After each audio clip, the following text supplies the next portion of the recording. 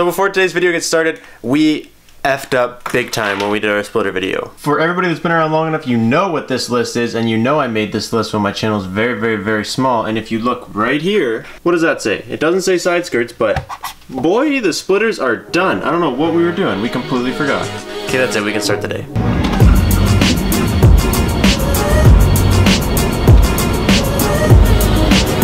It's just dirt. Today is just struck with sadness. Today is a very hard day because today we have to drop off the BRZ so it can get shipped across the country. It also just looks disgusting because we took off the wheels, put it in winter mode the other day. I had to lift it. We did measure after we lifted it and it was about 5 or so inches and they need 4 to ship it. So I just hope when I get there that they're like, oh yeah, that's okay, and not, no, go back, you need more. So fingers crossed that when we get there they actually let us ship it. But today we have to change the oil quickly and then we are going to be taking the car and saying goodbye. On the plus side though, this should just wheel right under now that it's lifted. I did say should though. Oh yeah, we got plenty of clearance. Nope, doesn't fit. Okay, can't do it.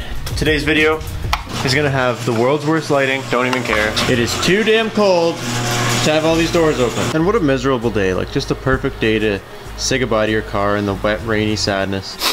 You don't like being up in my nose hairs? I said I want to be. You do want to be up in my nose hairs. Yeah. You want to be up in my nose hairs. You're weird. I really hope it doesn't go all over me. I'm wearing my nice watch.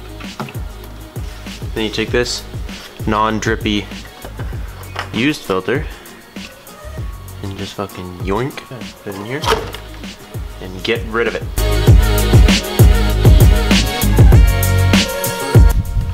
There you go, babe, now you know how to change oil.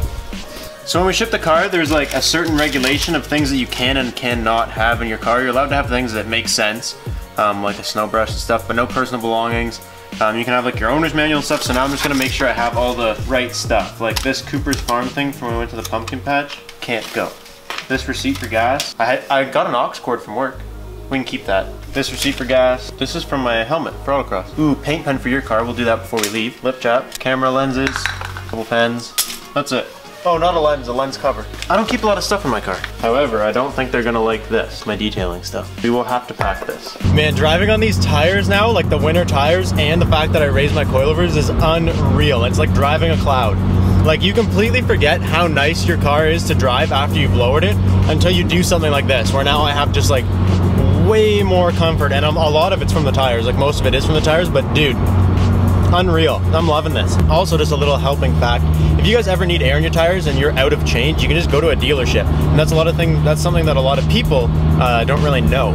And I've obviously figured that out when I worked at dealerships and people would always show up. But like, for instance, I just put air in, or I just put these tires on, didn't bring my air thingy, and I don't have any change, so I just went to the Acura dealership and they were like, oh yeah, here, put some air in my tires, and sent me on my way. So, tidbit to help you guys out. I am officially now getting nervous though. This is one of the sketchiest things I think I've ever done, and it's not sketchy because I know that they're secured and I've read a bunch of reviews. Like, they're great people, they do a good job, nothing wrong with the company. It's just scary to me that my car that I've put so much time and money and stuff into, and I'm just gonna give it to somebody and hope that it arrives across Canada safely. It scares me, and especially working at dealerships, I've seen a lot of vehicles arrive with what they call rail damage, which is just the train, something happening between where it left and when it got there on the train, and that just puts that extra little nick in me. But this was the only option that made sense, really. So unfortunately, this is the one that we chose. This is the one we're doing, and we're just gonna hope for the best.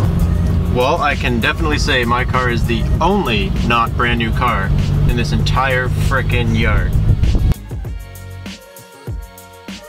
You gonna panic? No. You are. It's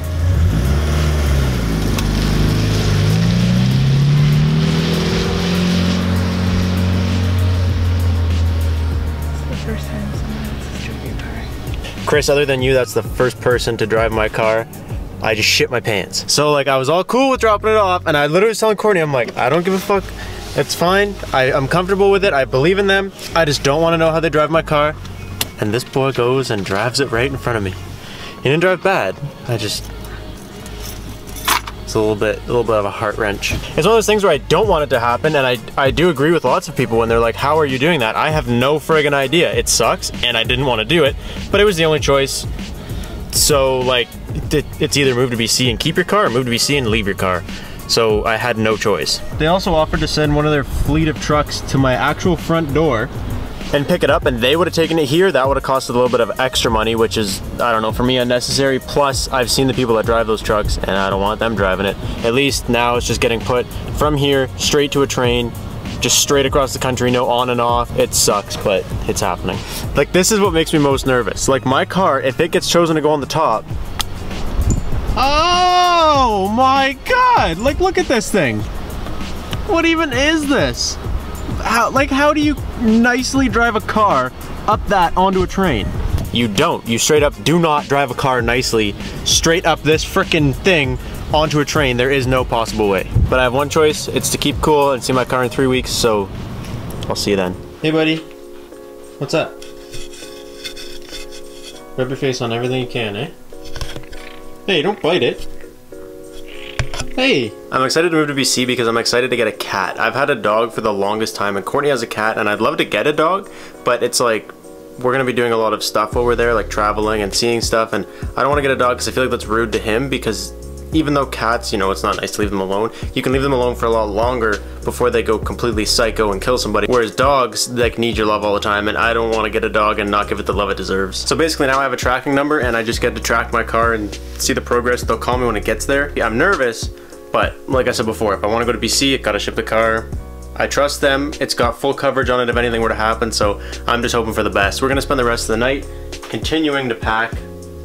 And then once we're done packing, we're gonna probably just be plebs and play some Xbox. You guys can play with me right here.